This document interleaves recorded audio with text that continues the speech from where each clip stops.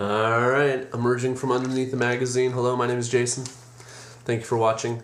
Haven't done a movie vlog in a while. And actually one of the last ones that I did that got a lot of hits was my review of Avatar, the 2D version.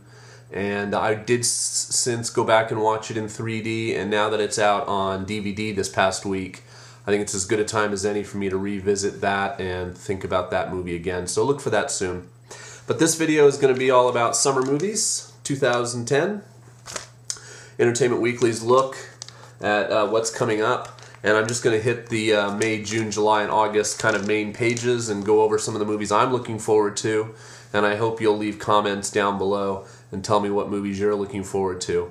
Now, the movie that I'm probably most looking forward to in 2010 is not in here because it's coming out in December, and that is Tron Legacy, the new Tron movie based on the 1982 film that came out when I was about 12 years old.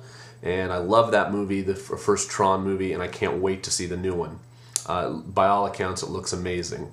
I will be in Japan, though, when that comes out, so I'm hoping it comes out around the same time. And there's a 3D theater I can find near my new home, because it's going to be in 3D, Tron. And I move back to Japan in August. So most of the summer movies I'll have a chance to see. So let's start with May. And as you can see, the big one there, Robin Hood. Nope, my hand's over the thing. Which I am looking forward to. I'm a huge Ridley Scott fan who did Gladiator, Blade Runner, Alien. I like both lead actors, Cate Blanchett, Russell Crowe, so Robin Hood for sure. Prince of Persia, Sands of Time, couldn't care less. It's kind of like Clash of the Titans. It looks like it's just loud special effects, but I know nothing about the game or wherever it came from. MacGruber. I'm just going back to some of the other ones down here. Sex and the City 2, again, not for me.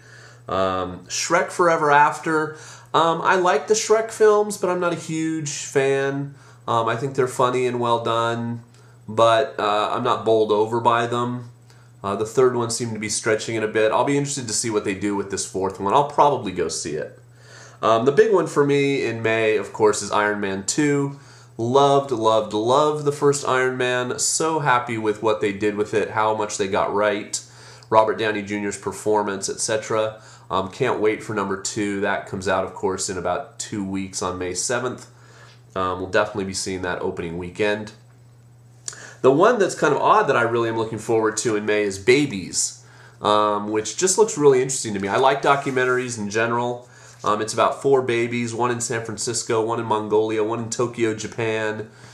I'm trying to forget where the other one is. Somewhere in Europe, I believe. And it just follows their life from when they're born to when they turn their first birthday. And it just looks really interesting to me. And I'm not a father or a parent, but I'd be interested to see it. I love things like 42 Up and things that follow people over time, those type of documentaries. Okay, looking to June, the big cover here is Night and Day. Tom Cruise, Cameron Diaz, and I like Tom Cruise. I continue to like him despite his craziness. So I would definitely go see that. Jonah Hex is another one that's coming out in June based on a comic book I've liked for a long time, Vertigo DC comic book, so definitely would be up for that. The A-Team, you know, I watched the A-Team, of course. It was, you know, an 80s show when I was a teenager, but I'll see. If the previews continue to look good, but that's probably one that I'd be swayed by reviews. Twilight Saga Eclipse, of course, is probably the big, huge movie in June, but I didn't see Twilight, don't plan on seeing Twilight or New Moon, so why would I see this third movie? It doesn't interest me at all. Karate Kid, that just makes me sad. The way they're plundering the 80s for current movies. Now, it's not like they're taking a movie like Tron and continuing the story, updating it, involving the original people, yada yada. It just, you know, they're taking the concept of a young kid and he's going to be trained by a karate master, and, you know, it just, yeah, I have no interest in seeing that at all. Toy Story 3, of course. I mean, how can you go wrong with Pixar? And, of course, the amazing Toy Story franchise. Love the first 2 movies. Probably love 2 even more than 1 if that's possible. So I'm very much looking forward to Toy Story 3. But I really could take or leave 3D at this point. You know, but if it's in 3D, that's how I'll go see it. That's about it for June. Killers, Marmaduke, Splice, these are other films coming out. Okay, let's jump ahead to July, because I'm going to try and get this done in 10 minutes. So, huge one for me, Inception, with that man there, Leonardo DiCaprio. I'm liking Leo a lot lately. I just went and saw Shutter Island. Really enjoyed it. Martin Scorsese picture. Inception, of course, for you that don't know, is Watanabe Ken, or Ken Watanabe, Leo, and Joseph Gordon-Levitt, who you saw in that picture as well from 500 Days of Summer. I like him. And Ellen Page from Juno, in a film directed by Christopher Nolan, who is quickly becoming my top 5 directors of all time. He directed both Batman films, The Dark Knight, Batman Begins, Memento, and The Following was his first movie, and he's done some good smaller projects, The Prestige, etc. in between. So this is another excursion for him before he gets back to The Dark Knight, the third Dark Knight movie. Let's see. The one I'm most intrigued by is they're redoing or rebooting or revamping or whatever you want to call it, the Predator franchise. And this time they're calling it Predators. And the reason I'm giving it a chance is A, it's going to be R-rated. Not like some of these other reboots where they've made them PG-13. And it's going to be, well, Robert Rodriguez, who did, El Mariachi and Desperado, and a lot of other good movies, Sin City, of course, has a hand in it. He wrote the original screenplay, redid it, obviously had to take Arnold out, and is executive producing it, and some other guy is directing it, the guy who directed Armored, which I haven't seen yet. So that. The Last Airbender, M. Night Shyamalan, I'm going to give him another chance. The Happening was perhaps one of the worst movies I've ever seen. I was not a big fan of The Village. Lady in the Water, it was horrendously bad. But I like Signs, I like Sixth Sense, I like Unbreakable a lot. So I got to give him another chance. It looks interesting.